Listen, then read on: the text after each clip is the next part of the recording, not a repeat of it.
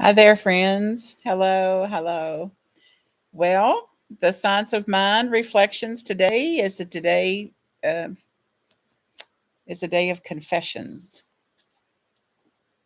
What would you confess? Why would you confess? How has confession traumatized you in the past or freed you, uplifted you? From the text referencing page New Testament teachings, page 501.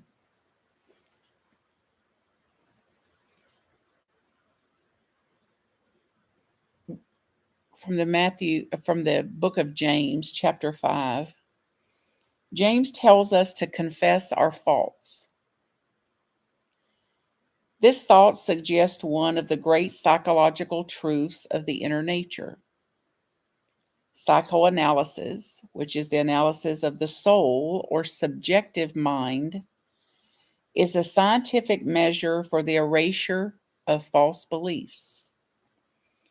It is often forgiveness of sins, done in a scientific manner. Our minds are burdened with many things.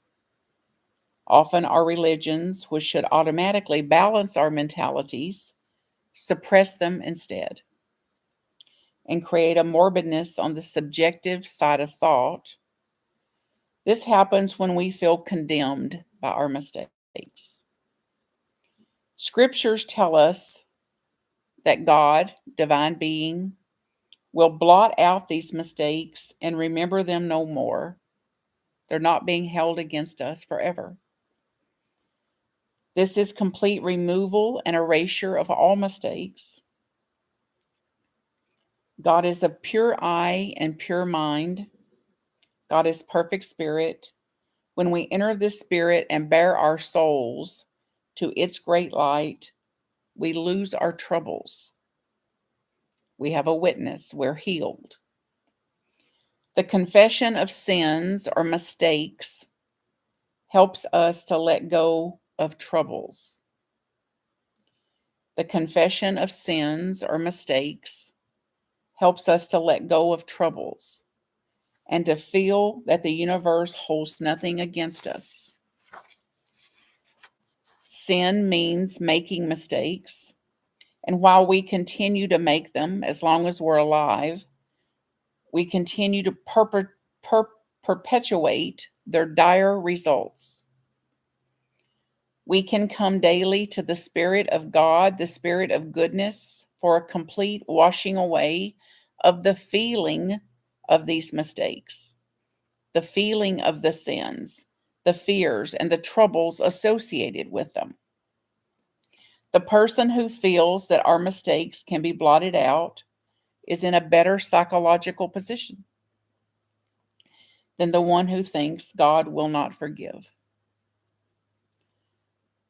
We can learn to let go of our mistakes and remember they're not being held against us, and we no longer have to hold them against us.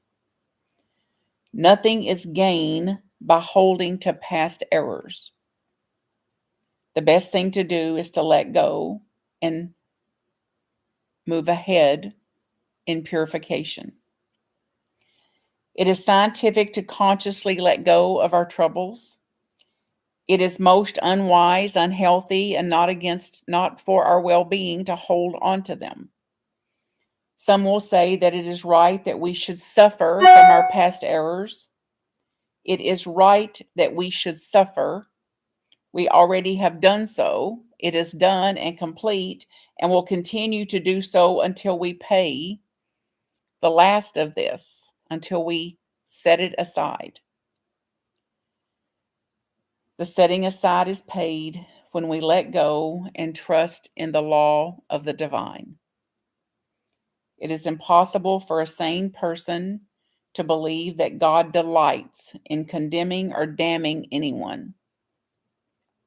God is natural goodness, eternal loving kindness, and holds nothing against anyone. We suffer so long as we make mistakes. We are healed when we come to the Spirit for cleansing, which takes away the mistakes of the world, converting them into great lessons, ever pointing the way to truth, to better life, happiness, health, and success. It is scientific for us to consciously let go of our troubles and errors and feelings that no longer have to have effect on me. We have learned the lesson that false ideas do not pay, and we're now willing and glad to turn from all those hurts into a greater light. And the Spirit, because of its nature of wholeness, is ever ready to take us into its embrace and make us whole again, feel whole again, because we were always whole. We remember the truth of this. Thank goodness for forgiveness. Thank goodness for surrender.